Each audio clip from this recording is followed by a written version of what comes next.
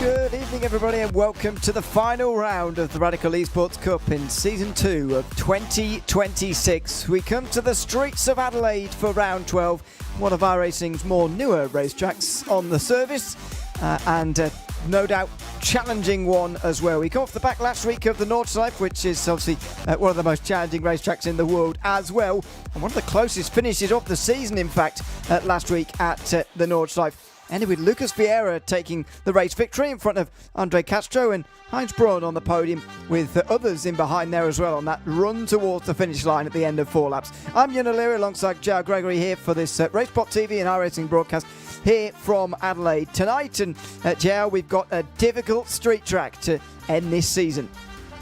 Oh, so tough out here, and I took the opportunity to throw down a few laps out here at Adelaide, and was imagining those old F1 cars storming around here. And this track is very, very difficult. On paper, maybe doesn't look that tough with those 490-degree corners in a row, but there are some very difficult camber changes out here. There is a huge bump on the exit of turn 4, which could bite some people, and many other challenges, which we'll get to. Absolutely, it's perhaps one of the most challenging of the season, and it comes right at the end here in week 12. You can see the schedule we've been through there since the end of March. The new schedule will obviously be back in 2 weeks' time after we've had a week off for the week 13. We'll be back the week after. 150 points is the current gap between Haver Gullikson and Andre Castro, with James Barry up there as well, 173 points back. Got some news on those standings, by the way. I'll go through all that in a moment on the official iRacing standings. The race for 4th will be on as well for Heinz Braun. In the RaceSpotTV standings, it is still open actually between Andre Castro and Haver Gullikson, although 10 points was added on to Andre Castro's lead last week. At the Nordschleife, James Barry didn't score any points, and so he's out of it now.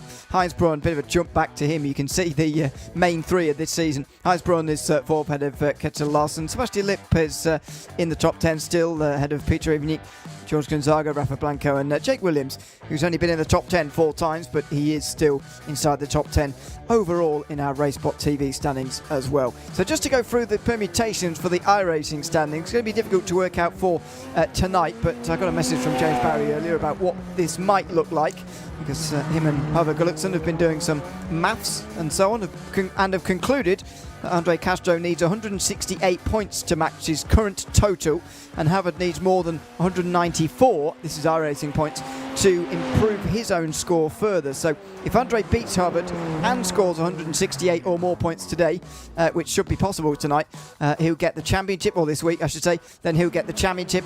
If Havard beats Andre and they both score higher than that, then it could get complicated, in his words. So it could well be sealed in front of our eyes here tonight. We could be on the way to that if certain scenarios unfold over the course of this race. But so far, Haver Gullikson has made a good start, because he's on the front row, and Andre Castro is slightly surprisingly down in 6th place here early on.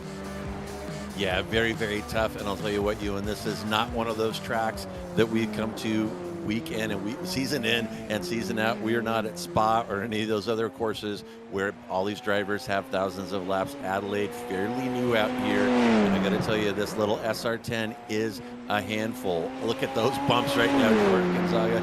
The SR10 does not like the bumps, but those bumps in the center chicane coming off that pit straight are mandatory. If you don't launch that SR10 through there on every lap, you're going to get smoked. You're going to have to go through there 19 times bouncing over those curves. And here's another example right here. Ooh, you got to kiss that curb on the exit of the final turn 14 onto the pit straight, and every lap out here, Ewan, is rife with hazard. Oh, it certainly is. Heinz Braun, in fact, pushes Andre Castro down one more position as well at the end here, as qualifying for the most part is over here. I believe there are only a few more times to come through. Ole Gullikson maybe, still has some times on the board. In fact, some times left, I should say. He doesn't have any time on the board just yet. He has left himself enough time, though, with just less than 2 minutes left in qualifying. You can get both of your laps in, just 2.5 minutes around here, although you wouldn't want to leave it that close. 16.4 is his first lap time. That's going to have him well down in 16th place, and he really hits that first tyre wall there hard on the inside of turn 1, and that will be the end of that. It's one of the talking points. You mentioned the curves through the first chicane there, but there's that tyre wall as well. Even when there's a little bit of space on that first 1, 2 and 3 there, even at that portion, it's still super close. As everywhere is around here, the wall's super close to these drivers as they're making their way around here. It really makes this circuit as challenging as we all know. And in fact, a minute early, the qualifying session has come to a close. So there we go. We'll show you the grid in a moment. The 23-car grid, by the way, a big grid for tonight. It's Peter Ivigny on the pole in front of Havik Gullikson by just 3/300ths of a tenth of a second, by the way. James Barry third ahead of Ketil Larsen, with James Franzik and Heinz Braun then behind on row 3.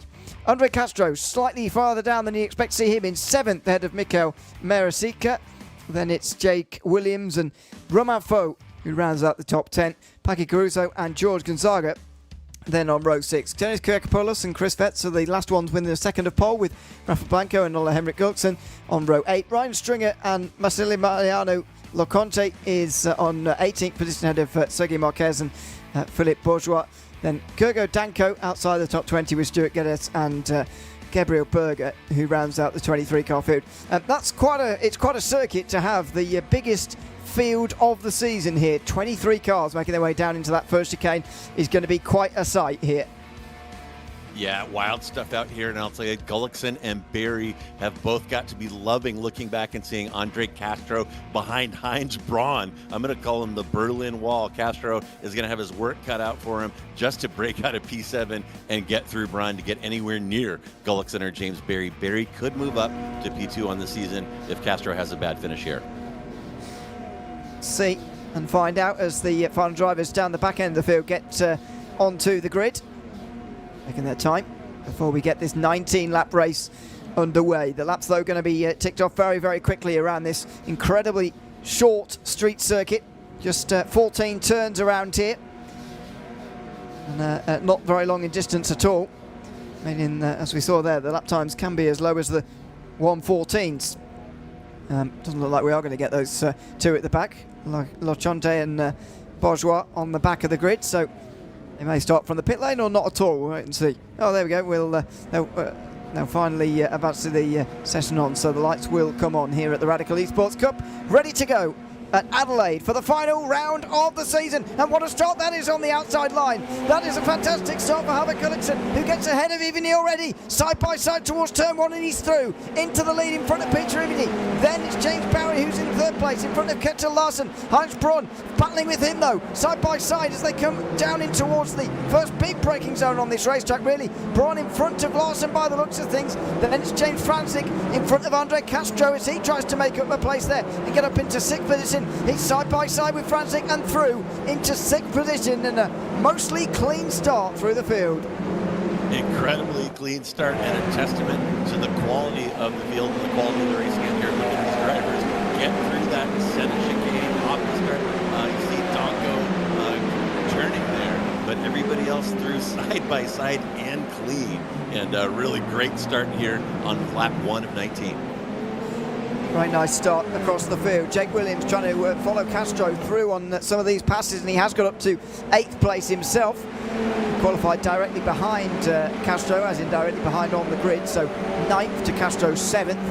And Williams is now up to 8th place, much as Castro is up to 6th. James Franznik was the one dispatched for that pass, by the way. Franznik, in fact, passed by Heinz Brunn as well, who's made up 2 places already in this race.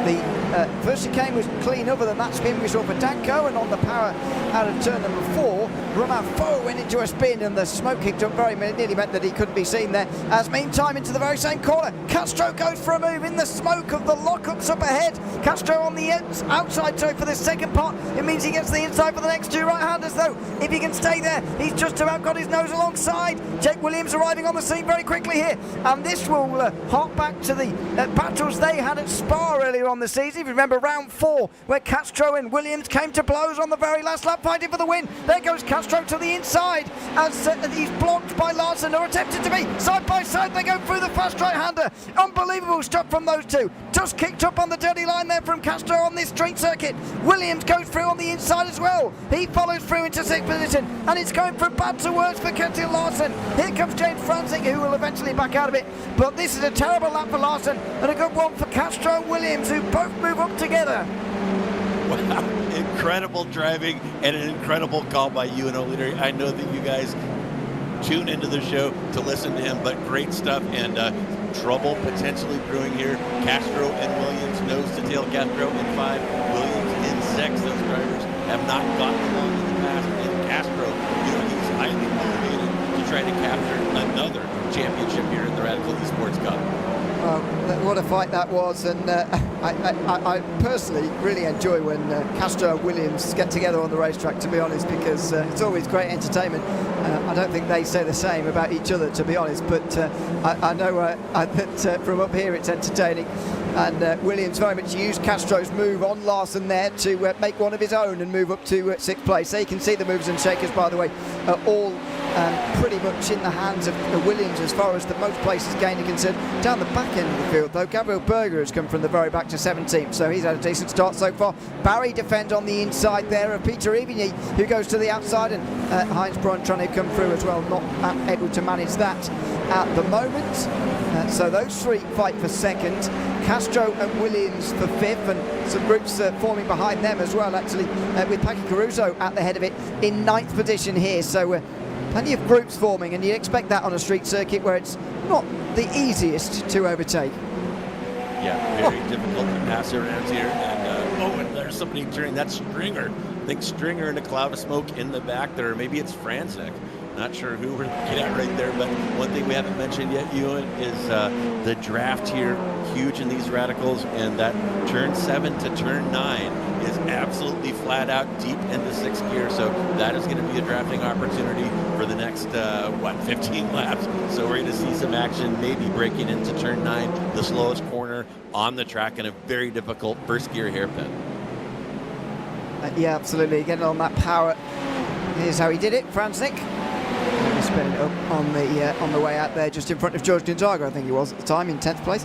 Meantime, Williams overtaken by Larson. Williams has made a big error here, because he's not only not behind Castro anymore, in fact nowhere near him, but in fact he's now been passed by Ketil Larson, so there might be a story to tell there down the back end of the top 10. But James Barry ahead of Peter Evigny here in shot at the moment for 2nd place. Then it's Castro, who's ahead of Heinz Brunn now. Then it's Larson, and Jake Williams is off.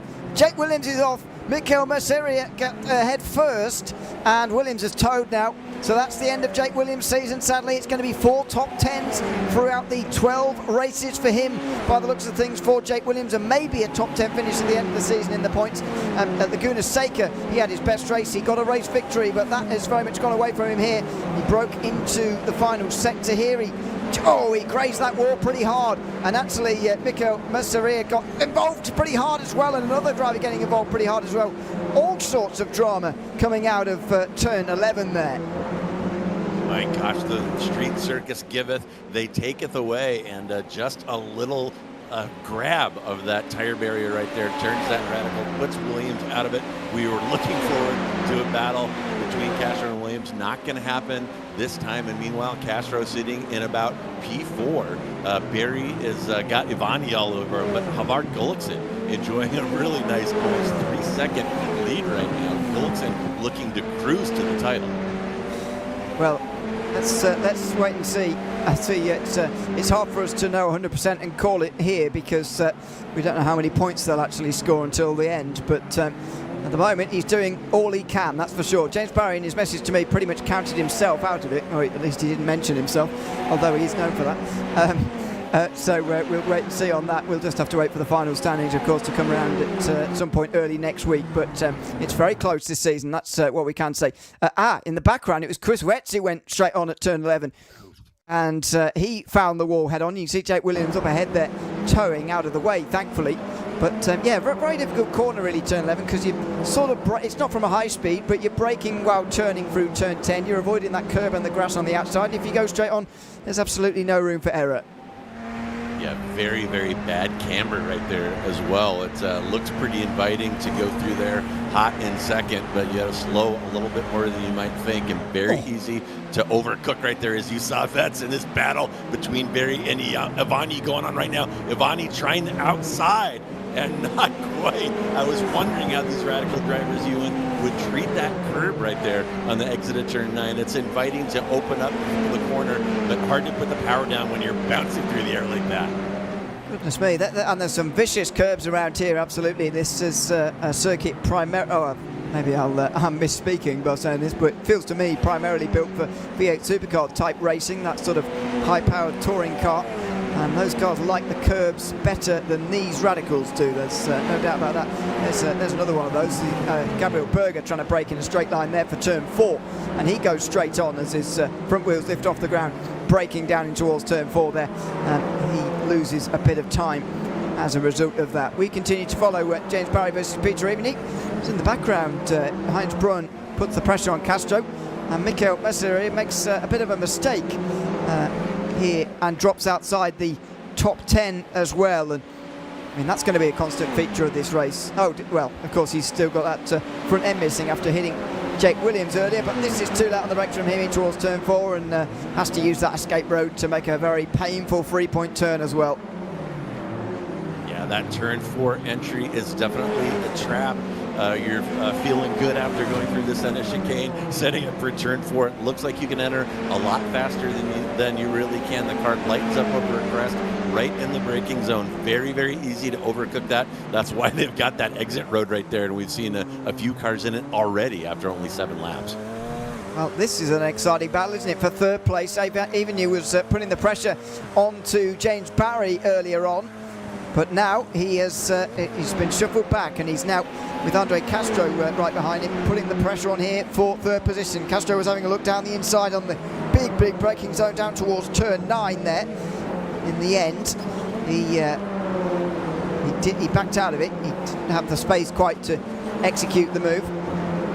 Evany holds on to the place. Then you've got Braun and Larson, who are just splitting themselves off the back there, and let's see what happens this time around as we look from the air for the first time tonight at the Adelaide Street Circuit. Pretty close to the centre of Adelaide, actually, right in the city here. Although it is a park around, as you might be able to tell. And towards turn 9, Castro can't get down the inside there and stays behind. There's another pit stop happening here. Chris Retz is Sally Macon here. Paco Caruso's already out this race, by the way, along with Jake Williams after their trouble earlier on in this race. But that would only be our third retirement out of 23 in half the race or so. It wouldn't be bad going, I think, I would say. Yeah, Eveny killing Castro right now, but Andre, plenty of time left, only about 6-second gap from him up to Gullickson, and we have seen Castro put together some epic drives, and if he wants that championship, he's going to have to put one together here at Adelaide. But his first problem is going to be Evany. Can he use the traffic right here? Shows his nose down the inside, doesn't quite have it, as you see Evany wiggling, trying to put the power down out of turn 4. I told you that was very, very tough right there. There's a big bump right where you want to lay on the throttle, and that turbo spins up, and these radicals get loose there in a hurry. Yeah, and in the background, by the way, Larson got past Braun as well. So these groups have definitely split off into 2 now. Obviously, they're reeling James Barry back in again, these 2. But yeah, the groups more generally are split into 2. Here's Sergei Marquez here, over the curve, through the hairpin, and then wide through turn 10, and off at 11. much as we've seen in the past, although I think he avoids the wall at least, which is more than can be said for a lot of others we've seen go wide through there so far. Here's Ole Henrik Gulliksen, who's already missing his rear wing, which is never a good sign. Through turn 10, he continues on with that, so he's running around with quite a bit of damage at the moment. But on to lap 10. We're officially halfway through the race. Oh no, this is what happened to Gulliksen. Perhaps distracted and goes off through turn 11. Lots of damage, lots of incidents happening down the back of the field, as you'd expect.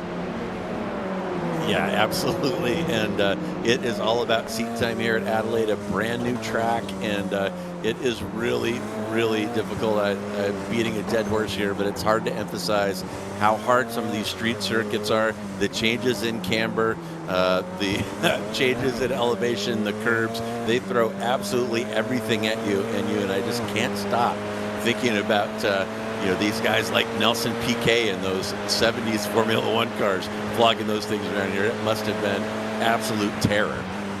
Yeah, indeed. But it is, as you say, a street circuit that does have a surprisingly long history and preserved most of its layout from those days as well. The right turn at turn 7 has been added in recent years, instead of carrying on into yet another chicane. A left and then a right, and then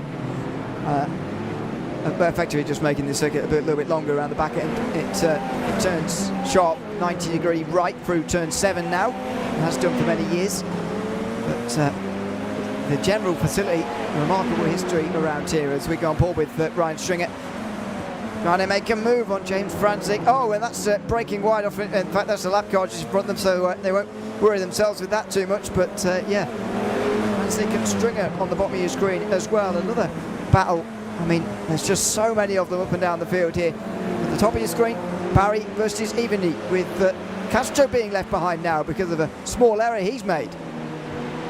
Yeah, Castro dropping back, and as the lap's ticking down, lap 11, his chances of securing another championship out here slowly fading. Gulliksen now enjoying about a 5-second gap, and if Castro wants to make changes to that, he's going to have to not only close 7 seconds between himself and Gulliksen, he's going to have to get past Evany and Barry, which is a tall order indeed. Watching Barry right now heading down the road with Evany just about a half a second behind. He will surely be back with them before the end. Philippe Bourgeois has gone too deep into turn 4 as well. He might have been able to make that. He stops and makes sure that he doesn't hit the wall while he's doing it.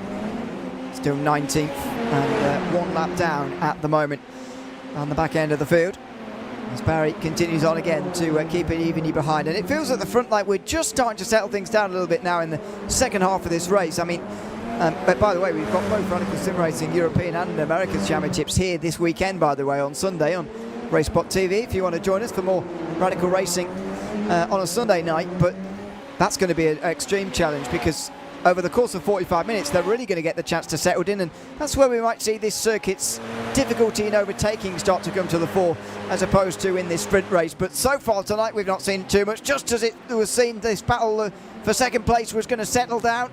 Even he makes a move to the outside. He's going to switch back now to try and get the run on the exit round the outside of turn 10 and into 11, and Barry holds him off fairly comfortably this time. Yeah, Barry just showing some calm and frosty defense right there. He has got the pulse hitter, even he behind him. Even he got swamped off the start. You saw him drop to P3 in the first couple laps, and now he's trying to fight his way back. Some great camera work, by the way, by our producer, Ruben Cisneros. And here we go into that Senna chicane, and watch these radicals. We're going to curb off 4 wheels off the ground, and that is no fun in these things, folks. They do not like it, and this is a fixed setup race, so these drivers are dealing with the setups that have been fed to them. They might want to lighten up the dampers, lighten the springs a little bit for some of these curbs, but not an option out here, as you see Barry continuing to hold off Evany. He got about a 3/10 gap behind Evany. Game, but so hard to find space to pass around here. Yeah, it is. And here's Mercer trying to get past Ryan Stringer for a top 10. Gergo Danko spun on the opening lap right behind as well, so good to see some recovering names back there fighting it out for a top 10. James Franzik currently holding that top 10. Stringer now 11th. That was a bit wide though from Danko.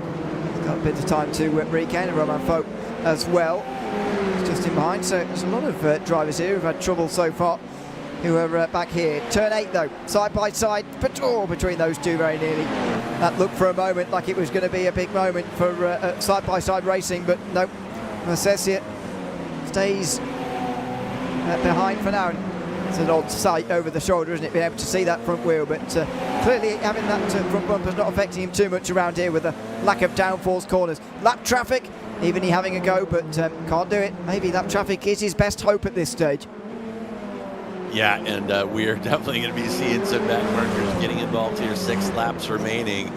We've seen a number of incidents, cars taking tows and coming back out, and a lot of movers and shakers out here too. I see Berger's up 8, Stringer is up 6, Rafa Blanco up 6, and of course a number of folks have fallen. Oh, and a little door banging between Ivani and Perry, and that almost got ugly on the exit right there. Holy cow.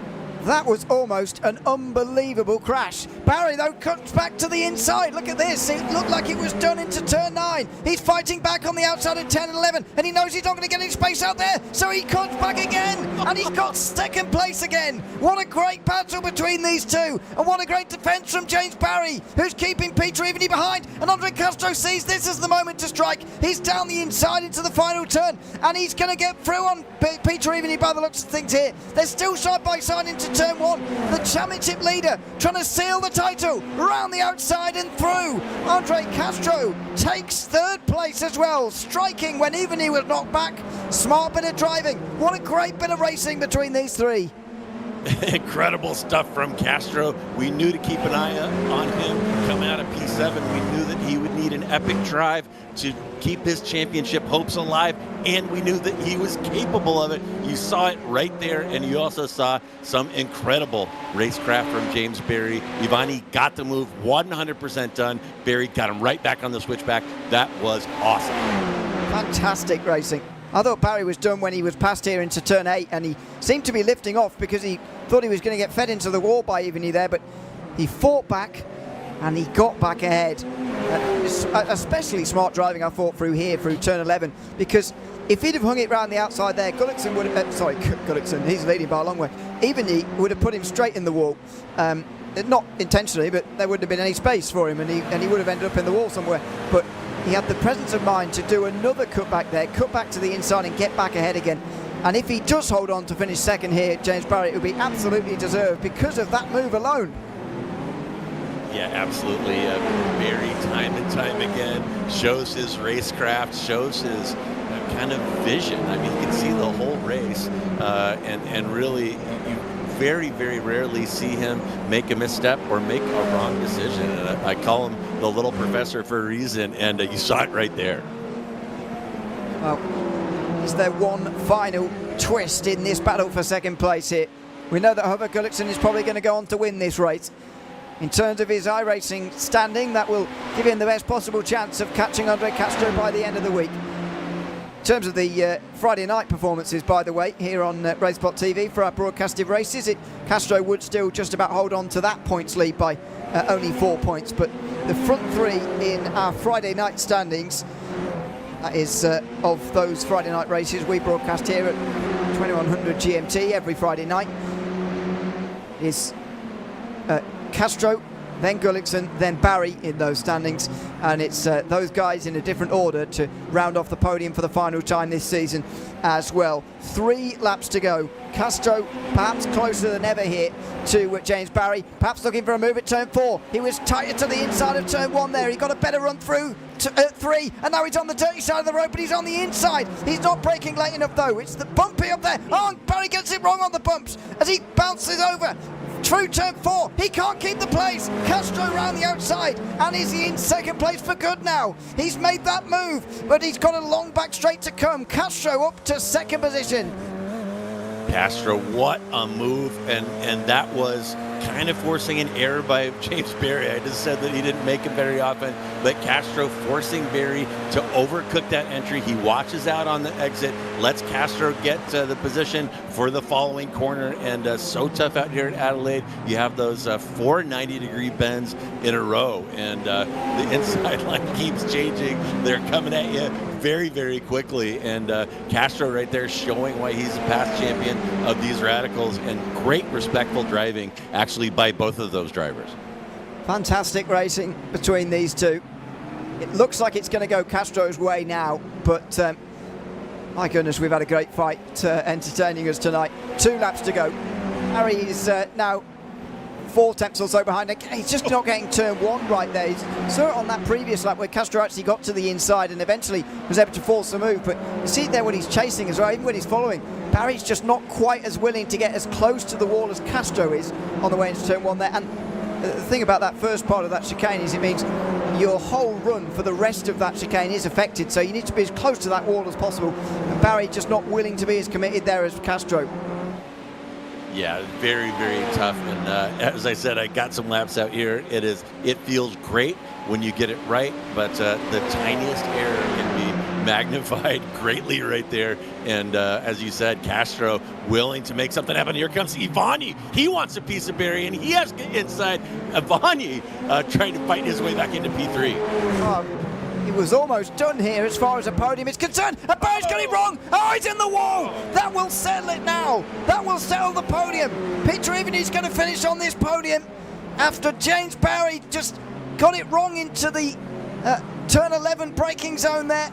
And now he's got Kittel Larson to worry about, by the way. White flag is out, and James Barry's podium has just gone away from him right at the very end of this race. Wow, incredible stuff right there. Berry taking relentless pressure from Ivani and then Castro. And here you see him washing out. Oh, just a little smooch. Looks like he got away with that one, Ewan, but dropping him down into P4.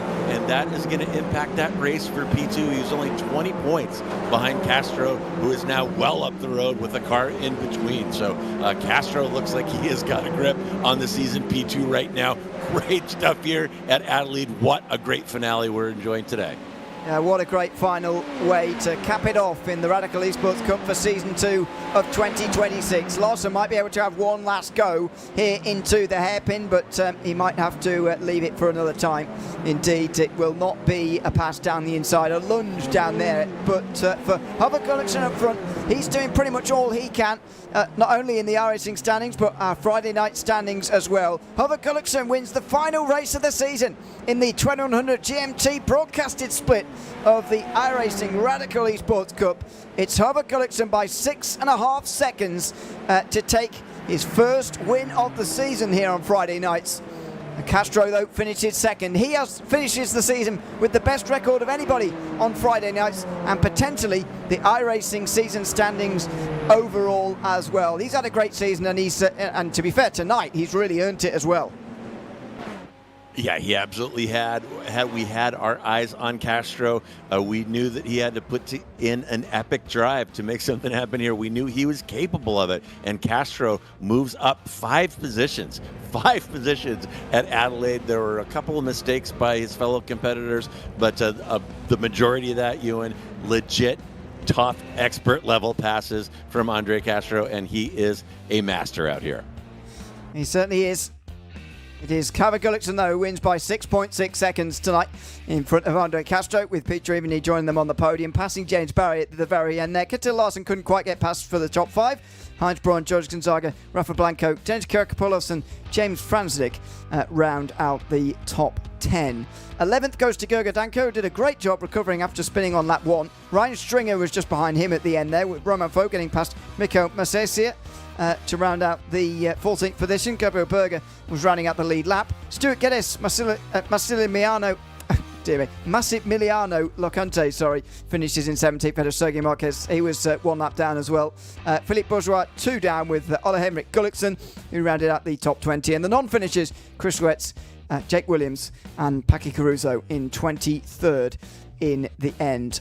By the way, in the final standings for Friday nights, the top 9 tonight were all within the top 11 overall. So this was a real champion of champions, if you like, for the final race of the season on Friday nights, because the 9 of the best 11 records on Friday nights were in the top 9 here tonight. The only one breaking that trend to make it a top 10 was James Franznik, who scored his first top 10 of the season here tonight, and a great way to do that as well on the very final week of the season. We'll just wait for the race winners to come in a moment. We always know Hubbard and Andre come and join us, so at least they're reliable. But what a great way to end the season, JR. I mean, I was sceptical about having this circuit actually as a final round, but as far as entertainment goes, that was very, very good. And as far as the street circuit goes, this circuit is just absolutely brilliant for it.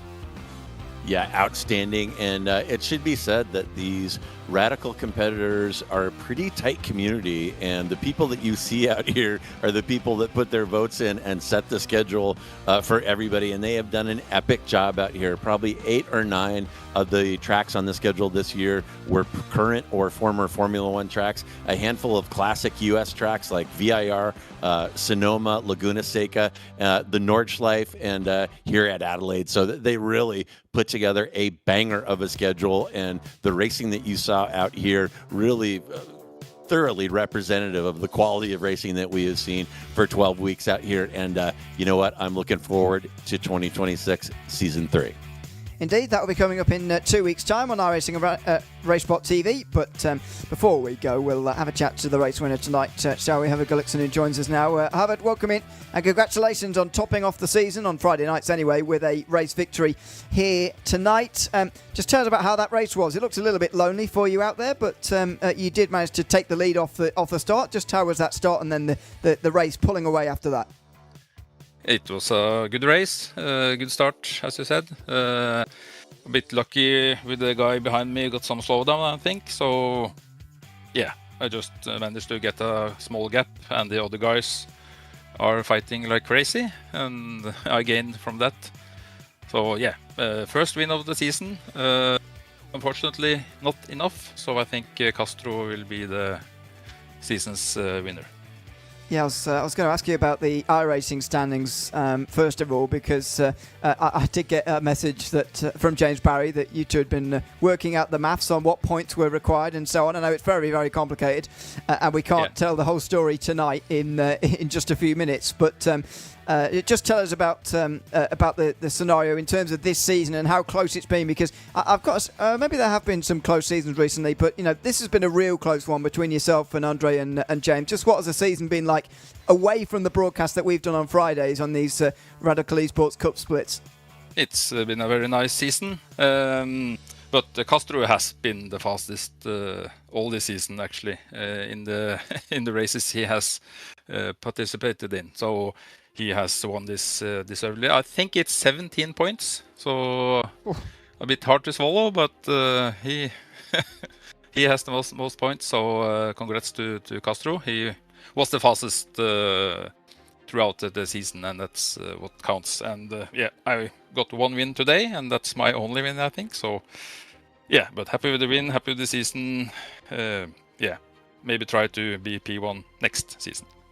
Just to put that into context, by the way, the winning total will be over 1,700 points, so that's less than 1% or something over the course of a season. It's quite remarkable. But commiserations on that, however. Congrats though on winning tonight. As you say, first win first to see you on a Friday night as well, which is good here on iRacing and RaceSpotTV as well. Actually, first win in quite some time on a Friday. So congratulations on that, and thanks for coming to chat to us at the end of the race as well.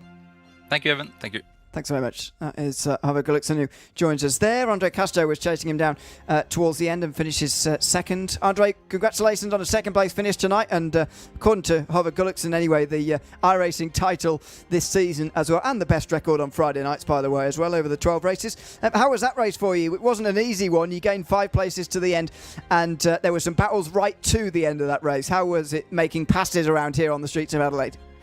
Yeah, thanks. It was difficult. It was rough. Still trying to gather my thoughts after all that. I had a pretty forceful V8 supercar style move on Peter. I don't think he was super happy about that, but I thought it was pretty hard, fair racing. And then it was just about minimizing slowdowns in turn 1, because that's just the hardest thing to do, I think, on this track. And just battling it out with James and and Peter, the whole race was pretty fun, but obviously didn't have anything for Havard starting as far back as I did. So I'd like to have qualifying back again if I could, but you know, it was an interesting season for sure. Hopefully we can get a more split races next season, and have some more good races on Fridays. Yeah, absolutely. I mean, we've certainly enjoyed broadcasting them. I want to talk to you about that first chicane, actually, not only in the qualifying lap, which I'm sure, as you say, you'll want back, but also throughout the race, because I felt actually it was quite an important corner as far as setting up a move on James Barry was concerned, because you seem to be getting closer to the wall on the inside of turn 1 than everybody else, sort of willing to get closer to that tyre barrier, and obviously if you get too close, it's disastrous. So it is with risk, but just tell us about that first chicane, how important it is for the lap, balancing, not hitting the wall, not getting a slowdown, and everything else through there. Yeah, you just have to be so precise, you know, because in real life maybe they can clip the tire barrier and get some fender damage, but in iRacing the tires are made of vibranium, so your car is destroyed basically if you touch them, and you need to take as much room as you can there to maximize your speed through there, and it's such a fast corner. So I think if you're trying to be really safe, you can give up a couple tenths per lap, but you know, when you're trying to get pole or battling these guys, it's not something you want to do. So I mean, I cut it twice, I think, so definitely not immune to it. I'm sure some other guys did as well, but it's a really, really cool corner, I think. Obviously in real life they have a bit more, I guess, standard way of policing it, not so black and white like in iRacing, but I mean, in iRacing can't have lap stewards in every race, so it makes sense to do it the way they do it, but definitely makes puts a premium on just being inch perfect there. You know, the closer you can get to the tires. If you could be, you know, half a centimeter from the tires every lap, that would be the fastest line just because of the geometry of the corner. So I had fun, and you know, hopefully we'll have some more races here in the future. Maybe if some other cars go here, it'll be nice to kind of figure the track out a bit more, because I still felt like I was learning it a little bit and trying to get it more consistent. All right, congratulations on getting back to second place tonight here at Adelaide in the final Friday night race of the season, and thanks for chatting to us at the end as well. Yeah, thank you all. Hope to see you all soon. Thanks so much, Andre Castro, the second place driver tonight from Adelaide, and we'll see him and everybody else in 2 weeks' time. But JR, one last thing, you've just put a message in our group chat about the average strength of field for this season in our time slot. 4.2k iRating. To put that into context for non-iRating or iRacing people, that's very high. It shows the standard of the competition we've had this season. Yeah, it absolutely does, and it also is a pro tip for people interested in these cars. Whether or not you make the broadcast top split, Friday is a good day to show up because that's when the points are at an absolute premium. And if you haven't given these cars a try, I'll tell you what, I say this every season, mastery of this car will make you better at every car that you drive. 400 plus horsepower, no traction control, no ABS, and just a fantastic ride. That I strongly recommend to anybody who's curious about them. Absolutely, and if tonight's race doesn't encourage you, then there's not much that will, because it's been a fantastic end to the Radical Esports Cup season in Season 2 of 2026. We'll be back on iRacing and RaceSpotTV with the new season in 2 weeks' time. Same time, same place here at 2100 GMT on Friday nights. We'll also be back on RaceSpotTV on Sunday nights for the Radical Sim Racing European and Americas Championship. The European Championship starting at 9 o'clock Central European time, and the Americas Championship starting at 8:30 Eastern time, I believe, if I've got that right, and around there anyway. Make sure you join us for that on Sunday night, that is, here from Adelaide. So the similar sort of racing that we've seen tonight will be returning. I've been Noodle Leary alongside Joe Gregory with Ramiro Augustin Cisneros behind the cameras of this iRacing and RaceSpotTV broadcast tonight. Until we're back on Friday nights in 2 weeks' time, it's goodbye for now.